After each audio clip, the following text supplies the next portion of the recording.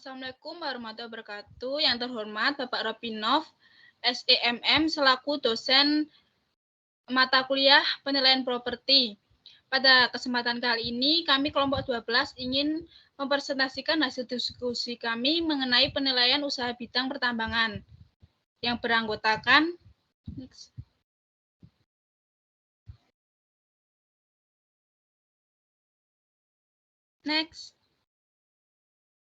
yang beranggotakan saya sendiri Estetika Karimah Usada dengan NIM 005, yang kedua Nur Halimah dengan NIM 013, yang ketiga Pinky Octaviala dengan NIM 043.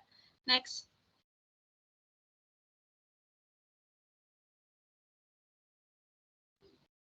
Yang pertama ada definisi. Definisi dari pertambangan yaitu kegiatan dalam rangka pengusahaan mineral atau batu bara yang meliputi kegiatan penyelidikan umum, eksplorasi, studi kelayakan, konstruksi, penambangan, pengolahan dan pemurnian, pengangkutan dan penjualan, serta kegiatan pasca penambangan. Dari definisi itu diambil dari Undang-Undang Nomor 4 2009 Pertambangan Mineral dan Batu Bara. Next.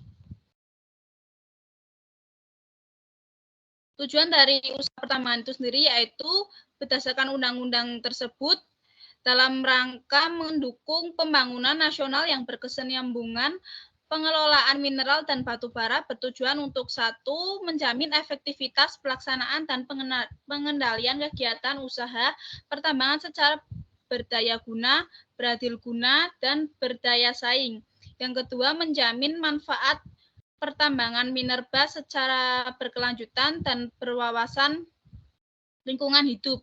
Yang ketiga, menjamin tersedianya mineral dan batu bara beserta sebagai bahan baku dan atau sumber energi untuk kebutuhan dalam negeri. Yang keempat, mendukung dan kembangkan kemampuan nasional agar lebih mampu bersaing di tingkat nasional, regional, dan internasional. Yang terakhir, meningkatkan pendapatan masyarakat lokal, daerah, dan negara, serta menciptakan lapangan kerja yang sebesar-besarnya untuk kesejahteraan rakyat. Next. Ciri-ciri aset pertambangan yaitu tidak dapat diperbarui atau renewable. Yang kedua, mempunyai resiko relatif lebih tinggi. Yang ketiga, pengusahaannya mempunyai dampak lingkungan baik fisik maupun lingkungan yang relatif lebih tinggi dibandingkan pengusahaan komoditi lain pada umumnya. Next. Klasifikasi usaha pertambangan yaitu ada dua, dari hasil tambang dan tempat penambangan. Yang pertama dari hasil tambang, yaitu satu, pertambangan minyak dan gas bumi. Minyak bumi adalah hasil proses alami berupa hidrokarbon yang dalam kondisi tekanan dan temperatur atmosfer berupa fasa air atau padat, termasuk aspal, lilin mineral, dan esokerit dan bitumen yang diperoleh dari proses penambangan. Tetapi tidak termasuk batu bara atau endapan hidrokarbon lain yang berbentuk padat yang diperoleh dari kegiatan yang tidak berkaitan dengan usaha minyak dan gas bumi. Gas bumi sendiri yaitu hasil proses alami hidrokarbon yang dalam kondisi tekanan dan temperatur atmosfer berupa fasa gas yang diperoleh dari proses penambangan minyak dan gas bumi, termasuk gas metan batu bara atau coal bed metan, terus gas serpih, shale gas, lalu gas batu pasir atau tight sand gas. Usaha pertambangan minyak dan gas bumi ini dilaksanakan baik di daratan onshore atau lepas pantai atau offshore yang mengeksploitasi minyak dan bumi. Yang kedua ada pertambangan panas bumi. Panas bumi yaitu sumber energi panas yang terkandung di dalam air panas, uap air, dan batuan bersama mineral ikutan dan gas lain yang secara kinetik semuanya tidak dapat dipisahkan dalam suatu sistem panas bumi dan pemanfaatnya diperlakukan oleh penambangan. Penambangan panas bumi ini umumnya dilakukan di kawasan dataran tinggi atau onshore yang mempunyai potensi panas bumi yang bersumber dari perut bumi. Energi panas bumi ini merupakan energi sumber daya alam berupa air panas atau uap yang berbentuk dalam reservoir di dalam bumi melalui pemanasan air bawah permukaan oleh batuan beku panas. Uap panas yang dihasilkan selanjutnya digunakan untuk memutar turbin dan selanjutnya dihasilkan listrik untuk digunakan baik untuk produksi maupun konsumsi energi untuk berbentuk kepentingan. Yang ketiga, pertambangan mineral dan batu bara. Mineral adalah senyawa organik yang terbentuk di alam, yang memiliki sifat fisik dan kimia tertentu serta susunan kristal teratur atau golongannya yang berbentuk batuan, mineral bukan logam, dan batuan. Sedangkan batu bara adalah endapan senyawa organik karbonan yang terbentuk secara alamiah dari sisa-sisa tumbuhan. Klasifikasi yang kedua berdasarkan tempat penambangan. Yang pertama, pertambangan lepas pantai. Pertambangan lepas pantai ini adalah usaha bidang pertambangan yang dilakukan di lepas pantai atau perairan, yang dimana pada umumnya adalah penambangan minyak dan gas. Yang kedua, pertambangan daratan yang terdiri dari tambang dalam. Tambang dalam ini usaha penambangan yang melibatkan pengeboran dan pembuatan terowongan dalam tanah. Yang kedua, tambang terbuka. Yang penambangannya biasa tanpa melibatkan pengeboran dan pembuatan terowongan dalam tanah. Next. Selanjutnya, materi selanjutnya akan dijelaskan oleh teman saya. Selanjutnya ada struktur kawasan tambang.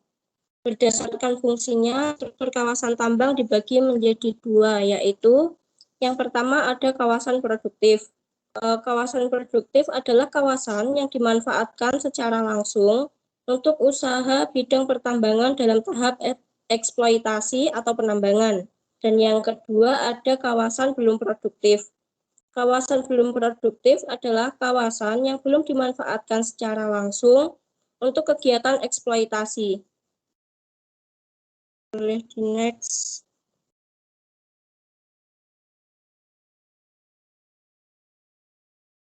Kawasan belum produktif ini dibedakan menjadi beberapa klasifikasi sebagai berikut. Pertama, ada daratan atau perairan penyelidikan umum. Daratan atau perairan penyelidikan umum adalah area di dalam wilayah kuasa penambangan atau WKP yang akan atau sedang dilaksanakan penyelidikan secara geologi. Yang kedua, daratan atau perairan eksplorasi. Daratan atau perairan eksplorasi adalah daratan atau perairan di wilayah kuasa penambangan atau WKP yang diperkirakan mengandung bahan galian. Yang ketiga, daratan atau perairan persiapan fasilitas eksploitasi. Daratan atau perairan persiapan fasilitas eksploitasi adalah areal yang dipergunakan untuk membangun sarana dan prasarana yang berhubungan dengan kegiatan pertambangan. Boleh di next.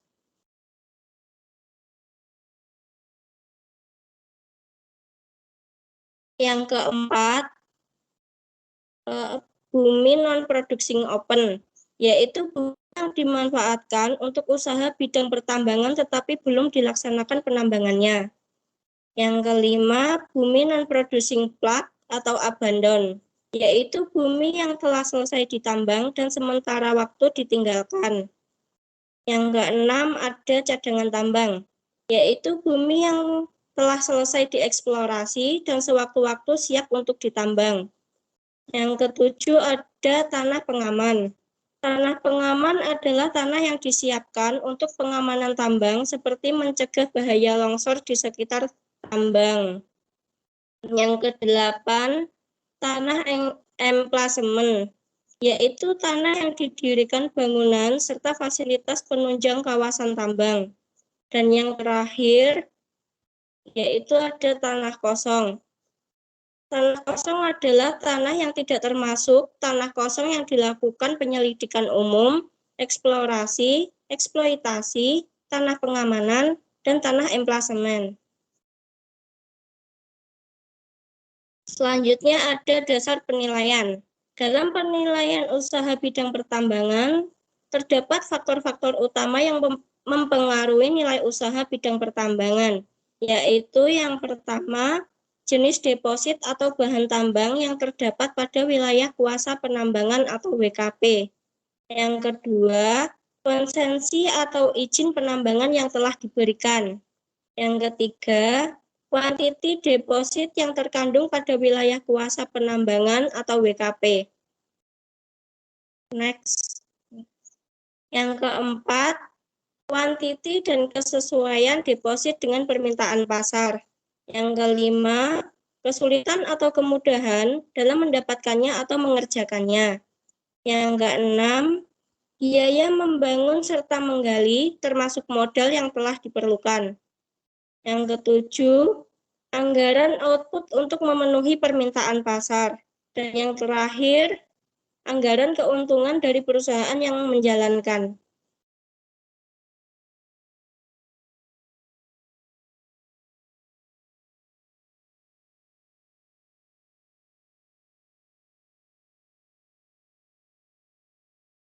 Baik, selanjutnya yaitu ada penggunaan metode pendapatan. Penggunaan metode pendapatan itu ada 10. Yang pertama, mengetahui berapa perkiraan kandungan tambang yang terdapat dalam WKP melalui hasil penyelidikan geologi dan geofisika para ahli. Yang kedua, mengetahui komposisi kandungan tambang, yaitu untuk mengetahui jenis-jenis hasil tambang yang dihasilkan dan perkiraan volume atau depositnya. Yang ketiga, mengetahui berapa luas WKP yang dimiliki, khususnya areal produktifnya. Yang keempat, mengetahui berapa lama hak penambangan diberi dan berapa tahun masih tersisa. Yang kelima, mengetahui berapa besar kemampuan maksimal serta modal dan tenaga kerja yang dimiliki. Yang keenam, persentase kemampuan menambang rata-rata berapa lama hak penambangan diberi dan berapa tahun masih tersisa. Yang ketujuh, mengetahui harga jual pasaran hasil tambang, baik dari hasil transaksi yang pernah dilakukan ataupun melalui Departemen Pertambangan dan Perdagangan. Yang keenam, melakukan estimasi. Yang kedelapan, melakukan estimasi hasil penjualan kotor per tahun dari usaha penambangan. Kemudian melakukan estimasi seluruh biaya operasi penambangan. Dan terakhir, melakukan estimasi untuk mendapatkan keuntungan bersih per tahun. Contoh aplikasinya yaitu PT ABC diberi izin oleh pemerintah berupa hak penambangan selama 15 tahun, mulai 1 Januari 2009, terhadap wilayah kuasa penambangan atau WKP seluas 1.500 hektar. Berdasarkan hasil penyelidikan oleh ahli geologi, diketahui bahwa wilayah kuasa penambangan memiliki kandungan nikel dan bauksit yang cukup banyak, yaitu 3.500.000 ton, dengan perbandingan 85% dan 15% dari tenaga kerja dan peralatan yang dimiliki PT ABC hanya mampu menambang rata-rata 15.000 ton sebulan, dari kemampuan menambang maksimal sebanyak 20.000 ton sebulan. Harga pasaran pada tanggal penilaian pada tanggal 1 Januari 2014 untuk biji nikel per ton adalah 120.000, sedangkan untuk bauksit 150.000. Diketahui faktor kapitalisasi atau year purchase untuk 10 tahun adalah 3,39. Maka bagaimana analisis nilai usaha pertambangan?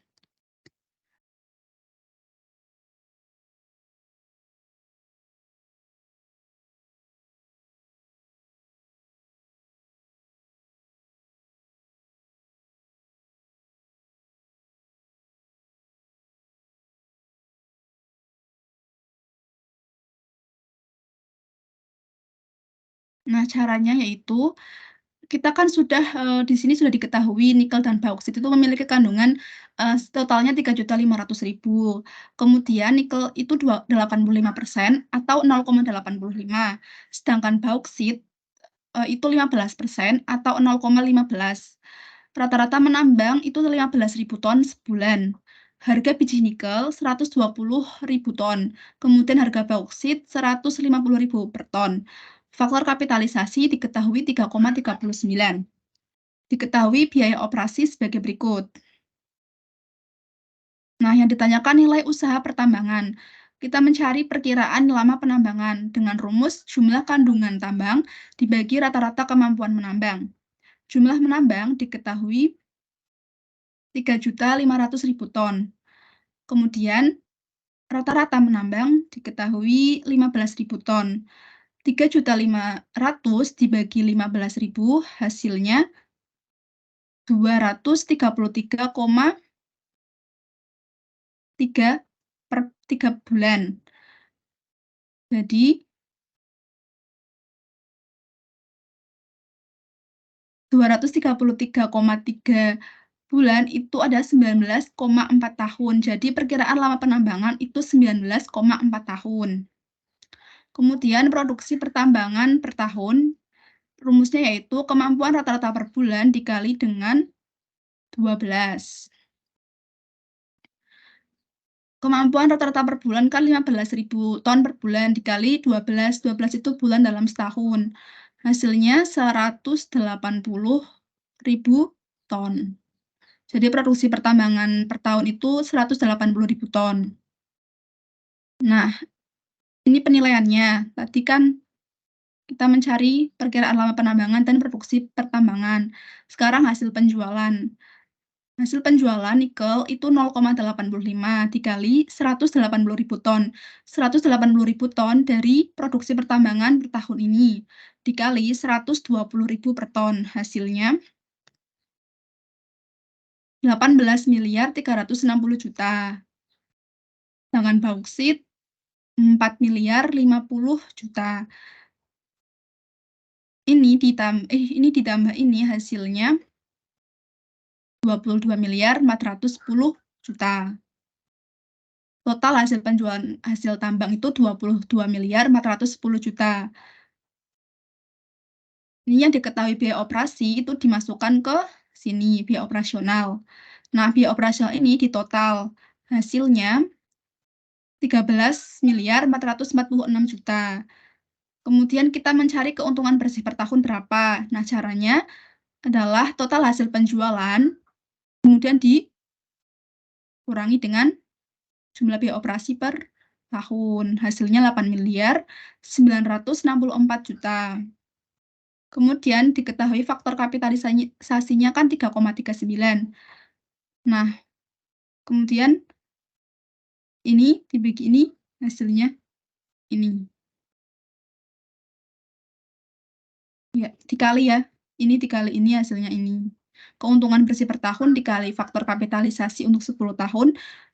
Hasilnya nilai usaha pertambangan yaitu 30.387.960.000. Jadi nilai usaha pertambangannya 30.387.960.000 rupiah.